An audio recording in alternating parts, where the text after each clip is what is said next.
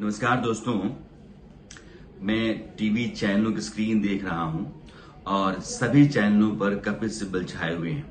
खबर यह है कि सिब्बल ने कांग्रेस छोड़ दी है और वो समाजवादी पार्टी के राज्यसभा उम्मीदवार के तौर पर पर्चा भर रहे हैं। कपिल सिब्बल उन नेताओं में कांग्रेस के रहे जिनको G23 का हिस्सा माना जाता रहा, जो कांग्रेस में बदलाव और बेहतरी की कोशिश के लिए आवाज उठाते रहे। G23 कहता है कि गांधी परिवार का ही पार्टी अध्यक्ष रहना वो कोई जरूरी नहीं है, बल्कि पार्टी के भीतर कुछ और लोगों को भी विकल्प के तौर पर आजमाया जाना चाहिए। अगर मुनासिब और जरूरी लगे तो चुनाव भी कराया जाना चाहिए। तो कांग्रेस संगठन के भीतर बदलाव, चुनाव कराने, अध्यक्ष का पद गांधी परिवार से बाहर ले जाने की लड़ाई जो लोग लड़ते रहे उनमें से कपिल सिब्बल भी हैं और वो पार्टी के दिग्गज नेता रहे हैं, पूर्व केंद्रीय मंत्री रहे हैं। रणनीति एक दौर में पार्टी की तैयार करने वाले लोगों में उनका भी शुमार हुआ करता था। अनुभवी नेता है।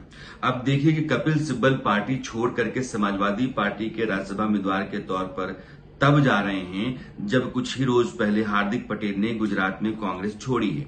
हार्दिक पटेल नौजवान नेता हैं, 2019 में पार्टी के भीतर आए। 2017 के विधानसभा चुनाव जो गुजरात के हुए थे उसमें कांग्रेस का हिस्सा तो नहीं थे, लेकिन कांग्रेस की जो वहां जीत रही थी, जितनी सीटें उसके पास आईं, उनमें एक बड़ी भूमिका हार्दिक पटेल की रही।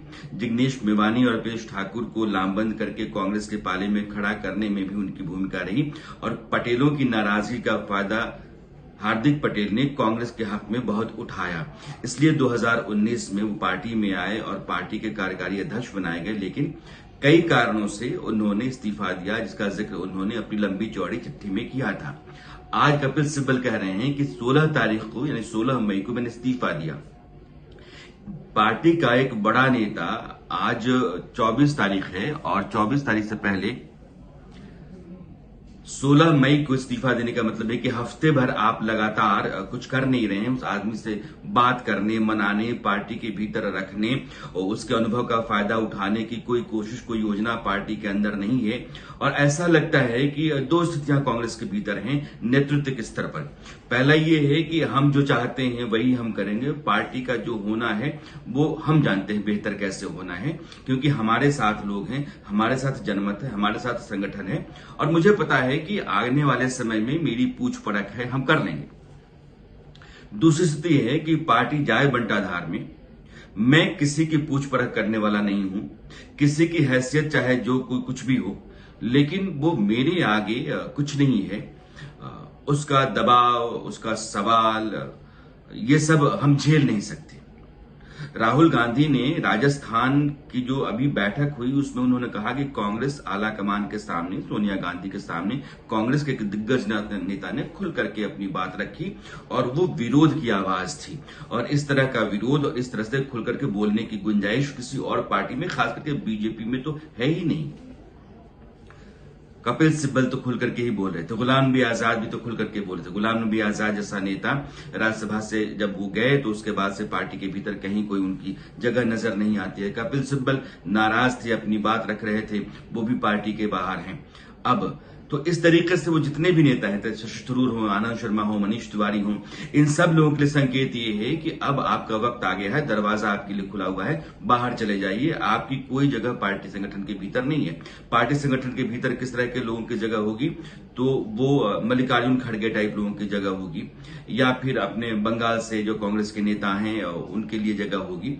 तो ऐसे लोग जो राहुल गांधी या गांधी परिवार के पीछे चलते हैं, उनको आप पिट्ठू कहिए, प्यादे कहिए, चापलूस कहिए, चाटुकार कहिए, लेकिन ऐसे ही लोग रहेंगे पार्टी के भीतर। पार्टी में अनुभव के नेता जो हैं उनकी भी पूछ नहीं है, जो गुलाम नबी आजाद, कपिल सिब्बल जैसे नेता हैं, और पार्टी के जो नौजवान नेता हैं उनकी भी पूछ नहीं है। पार्टी के नौजवान नेताओं में अब आप ये देखिए कि हार्दिक पटेल चले गए, यूपी में दो बड़े नेता चले गए, आरपीएन चले गए, जितिन प्रसाद चले गए, सुष्मिता देव असम में चली गई, तो अब ज्योतिरादित्य सिंधिया चले गए। नौजवान नेता आपके पास ठहर नहीं रहा है अनुभव के जो नेता हैं उनको आप जगह दे नहीं रहे हैं। तो आखिर पार्टी का आप करना क्या चाहते हैं? और पार्टी कांग्रेस जो है, कांग्रेस का कमजोर होना ये राहुल गांधी की बपौती नहीं है, राहुल गांधी की मिल्कियत नहीं है कांग्रेस। और कांग्रेस इस देश की एक ऐसी पार्टी है जिसके साथ बहुत लंबे समय तक इस देश में जितनी भी पार्टियां हैं उसके नेता कभी न कभी कहीं ना कहीं रहे हैं कांग्रेस के साथ। और अगर आप कांग्रेस को कमजोर कर रहे हैं तो देश में लोकतंत्र को कमजोर कर रहे हैं। एक सत्ता में पार्टी है, सत्ता में पार्टी के लिए एक सामने पार्टी का मजबूत होना जरूरी है, जो सवाल कर सके, सरकार को लकीर पर रख सके, लोगों के जनमत को सरकार के ऊपर दबाव के तौर पर डाल सके। इस तरह की हैसियत, इस तरह की ताकत उस पार्टी के भीतर तो होनी चाहिए जो मुख्य प्रतिपक्षी दल हो। लेकिन आप इसका बंटाधार किए बैठे हुए हैं।